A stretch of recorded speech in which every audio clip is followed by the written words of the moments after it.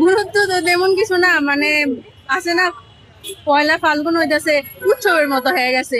এই দিনে আপনার লাল হলুদ কমলা এই টাইপের শাড়ি পরে ছবি তুলে ফুল টুল, এগুলো একটা উৎসবের মতো হয়ে গেছে, যেটা আমরা প্রতি বছরের ন্যায় পালন করে আসছি। আপু আরেকটু প্রশ্ন করি যে ভালোবাসা দিবস আর ফাল্গুনী দিবস এই দুইটার মধ্যে আপনি কোনটাকে গুরুত্ব দিচ্ছেন? অবশ্যই আমি ফাল্গুনকে গুরুত্ব দিচ্ছি, ভালোবাসা দিবসে নিয়ে এত ইয়া নাই তাই, হ্যাঁ, মানে এত আমেজ টামেজ নেই। আসে না সবাই এই যে ভালোবাসা দিবস হিসেবে বের হয়েছে, ঘুরতেছে, আমরা মূলত ফাল্গুনের জন্য বের হয়েছি, আমাদের কাছে মন চায় না। না না না, ওইটা মন চায় না।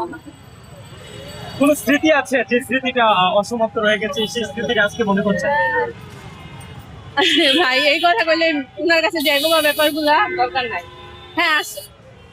আমি চাচ্ছি যে পরিবারের স্মৃতি, প্রাইভেট স্মৃতি না, পরিবারের স্মৃতি।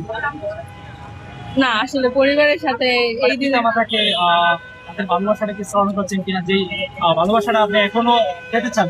উনাদের ভালোবাসা তো আলাদা দিনে স্মরণ করে না, উনাদের ভালোবাসা আমরা প্রতি মুহূর্তে প্রতিটা উনাদের কাজেই আমরা পাই যে উনারা আসলে আমাদের কতটুকু ভালোবাসে। এই যে মনে করেন আমি জাস্ট একদিন আম্মুকে বলছিলাম যে ফাল্গুনে শাড়ি পরে যাবো, এরপর আমি কিছু বলিও নাই, গতকালকে উনি হুট করে একটা শাড়ি নিয়ে এসে বলছে যে এটা কালকে পরে বের হবে।